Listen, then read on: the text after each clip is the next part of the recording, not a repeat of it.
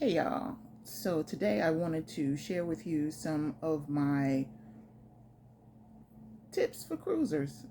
I feel like they are really essential that you know before you book that cruise and surely before you show up. So stay tuned. I have made a list and you're going to want to know everything that's on this list. Okay. And here, yes, this is where I like to say if this is your first time showing up at Wonderfully Me, I want to say thank you, thank you, thank you for being here. I am so happy that you have decided to join us for another adventure. If you are returning, I just want to say welcome back, family. I am so happy that you have returned. It definitely means the world to me that I get to share my world with you. And you know, my world is all about travel. I love travel. It is like the number one thing that I dream about. I just can't get enough of it. And for people who know me directly, they know that I love to travel. And one of my favorite ways to do it is to cruise because it's like the all-in-one kind of thing, right? So I thoroughly enjoy it. I've been on several different cruise lines. To date I've been on Royal Caribbean, I've been on Norwegian, I've been on Celebrity, and I've definitely been on quite a few Carnival cruises as well. So I have at this point been on 20 plus cruises. I don't recall exactly the number. There was a time when I did know, but after you've kind of cruised a while, it is what it is. Like you just kind of keep track of the status you have. Like each cruise line has their own different type of like rewards plan, and I know that getting to platinum or diamond or whatever the top tier is for each cruise line is like something that avid cruisers kind of look forward to because they get extra perks. So yeah, those things are just phenomenal. But yeah, we also need to know exactly what our perks are, so I'll do a whole other video on that. But today the video is based upon things to beware of. And I'm saying beware because these things, if you don't have everything together, it is quite possible that you will be denied the opportunity to fully check in and board the cruise that you paid for. And guess what? You will not get a refund just because you didn't know. No such thing as I don't know. I didn't know. There is a whole contract that you probably didn't read, but within that contract, it basically says it's all on you. Even if you got bad information from your cruise associate who helped you book that cruise, even if they the one who gave you the wrong information, the due diligence is still on you to make sure that you have done everything you need to do. So I'm trying to give you a heads up so that you can dot your I's and cross your T's as much as possible. And don't get me wrong, I'm going to say this because I'm not going to be the one responsible either. I'm just giving you advice and information. It is totally up to you to read your full cruise contract to be sure that you are meeting all of the requirements, because my list may not be exhaustive. These are just some things that I know, but I'm sure there are lots of things that I've never heard of that could still apply. So it would really make sense for you to read your contract. The reason why I know for a fact that contract reading is important, there was a young lady I met on a cruise that I was on in April, and she had stepped on a previous cruise, not the one we were on, but she had stepped on, I want to say it was a nail. There was some workers doing something to upgrade a room or something, and a nail went through her foot. And the cruise line basically said, not our problem, not our fault. Like, oh well, so sorry. And in the US, we quite the litigious folks. So we like, what? Sue, sue, sue. Yeah, you really can't sue because you didn't read your contract. Otherwise, you would know. Really not their problem. Not their issue. Yeah. So anyway, these things that that I've listed here are just things that I want you to be aware of in case you weren't, and if you are, then good on you. But this is really for the people who may be new to cruising and don't know, and maybe some people who are cruisers who just didn't know some of the things. Because I'm gonna tell you, there was one or two things that I didn't really know well, specifically insurance. So let me start there. Did you know that some cruise lines require you to have insurance, and very specific insurance, and like a huge amount of insurance in order for you to actually embark on one of their ships? Yeah. So I think this is like the Queen Mary, Queen Anne, one of these lines, and you needed to have like over $2 million worth of insurance in order to board, and it had to be very specific. It had to cover every country you're going to, and it had to cover repatriation fees, if there were any, like if you got sick on board, and it had to be like airlifted off or something. And yeah, it's like a whole lot of stuff. Now, I've never encountered this when I've cruised. I've been on cruises where they suggest that you get some insurance, some travel insurance, but I had never run into a situation where you absolutely had to have insurance, and especially not that high of amount of insurance. So this is something that you really need to look into. Like I said, you need to peruse that cruising contract, because that could be something that could really be detrimental if you get there and then you realize you don't have the necessary insurance in order for you to cruise. Now, I'm imagining that these cruise lines are a little bit more of the high-end cruise lines that cost a whole lot anyway. So, that extra few $100 or even $1,000 that you might have to pay for insurance might not be a big deal. But JIC, just in case, check your contract about insurance to see if there are any requirements that you have for the cruise line that you're going on. One of the things I have told people, all the people I've known, and I learned this just from the very beginning of me cruising, is do not try to show up to your ship on the day of the cruise. Like I'm saying, don't try to take a flight in. Even if you think, oh, I'm going to take the first flight that morning at 6 a.m. and I don't have to be on the ship until 5 p.m. and so it should be okay. Don't do it to yourself. Don't do it to yourself, because bad weather happens, because delays happen, because issues with the airplane happen. Things happen. Illness happens. Stuff happens. Just don't do it to yourself. Like, give yourself at the very least at least 1 day extra. Come in a day early for your cruise. Pay for that hotel, and then feel comfortable knowing that you are in town for your cruise and you don't have to worry. Because what a lot of folks don't know is that if you show up at the port like an hour before you're scheduled to depart, and you think you're getting on the ship, you're not. You absolutely are not getting on.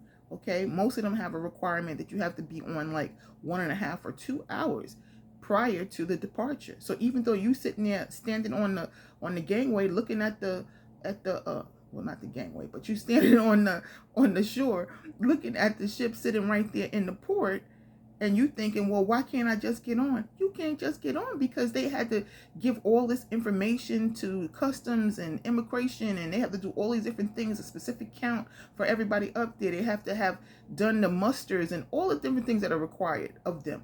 And they're not going to put their ability to have their ships sailing smoothly in jeopardy just because you didn't get there on time because your flight was delayed. That is totally 123% on you. Okay, so make sure you are not showing up to the ship late. Another issue that people have, this is a big one, not having the proper documents to cruise. Yes, it is true, especially in the U.S. I know for a fact that there are a lot of cruise lines that will allow you to cruise even if you only have a birth certificate and a state issued ID, like a state or government issued ID, like a driver's license, right? Or state ID, right? Okay, that part may be true, but the reality is that if anything happens, like for instance, you spend way too much time in the port and the ship leaves you, how are you getting back to your home without a passport? Think about it. How are you going to get? You can't get on a flight. What are you going to do? This is something that you really have to think about. So, uh, while it is possible for you to get on the ship with just your birth certificate and this state ID or government issued ID, should you? I would say absolutely not. I would say you really and truly need to have a passport. I feel like, just why do it to yourself? Just have a passport, okay? And because another thing that you're probably not even thinking about, you might think that the birth certificate you have is a government copy, like the official copy. It might be a Xerox that you got from your grandmother that you didn't even look at, and you just know it's your birth certificate. And for other applications, it might be okay. But you need to have like an original birth certificate, like a certified copy birth certificate. And if this not, you're not getting on the ship, okay? Even with that other driver's license or whatever the case is, you're not getting on the ship. So just have a passport. That's my suggestion to everyone. Have a passport. Okay. And speaking of passports, please, please, please make sure that your passport has at least 6 months available on it. Most of these ports that you're going to, these countries, even that are so easy to get into, like you don't have to have a visa or anything like that. But if your passport doesn't have at least 6 months beyond the last day of your cruise, 6 months beyond, so you getting back on, January 1st, if your passport expires before June 1st, you are up a creek. Or is it July 1st? Whatever. My point is, you need a full 6 months. Full 6 months. Not a day short. Not a day shy. Okay? You need a full 6 months. So don't play any games with the passport either. Okay? Like, you just need to make sure you know what's what. Speaking of documents, if you're taking a child with you on a cruise and they happen to have a name that is different from yours, a last name different, like you were married and the child and you now have different last names or something, you have to have documentation that explains why. So the marriage certificate for this that will demonstrate that you had the same last name at some point, or if the child isn't yours, it's your grandchild, niece, or nephew, or something, that you have a notarized letter from the parents. Now, I don't think it's a letter. I think it's a form for most of these cruise lines that you have to have that form filled out, and it has to be notarized. And also, I would as well have a letter just that from the parent giving me permission to take care of all things necessary or whatever. I would just be, like I said, dotting my I's and crossing my T's. I would not put myself in a position not to have that. So it's really, really important that you have all documents that you need. Another thing to think about is sometimes we have these cruises that go into other countries that might require something. So I know for as a U.S. citizen, if I take a cruise and it takes me into the Caribbean, I don't have a problem. And if I would go into Canada, I don't have a problem. But the thing to consider is that maybe somebody in your party isn't a U.S. citizen. Maybe they have a green card or something, and maybe they aren't going to be required to have. I'm just saying, I don't know for sure, but they may be required to have something. Or maybe they're a guest coming to visit you from the UK or something, and they need to have a special ESTA, because in the U.S. has the ESTA now, and I know Canada has ESTA, and I know that the EU is going to implement ESTA, which is like a sort of a visa process. My point is, if you don't have it, you can be denied boarding.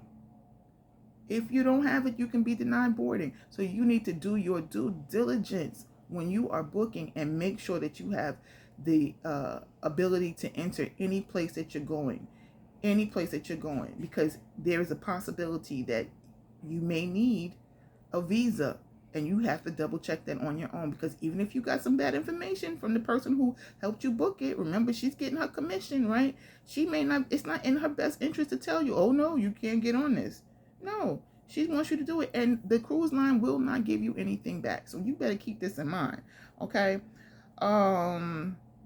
What else did I want to tell you?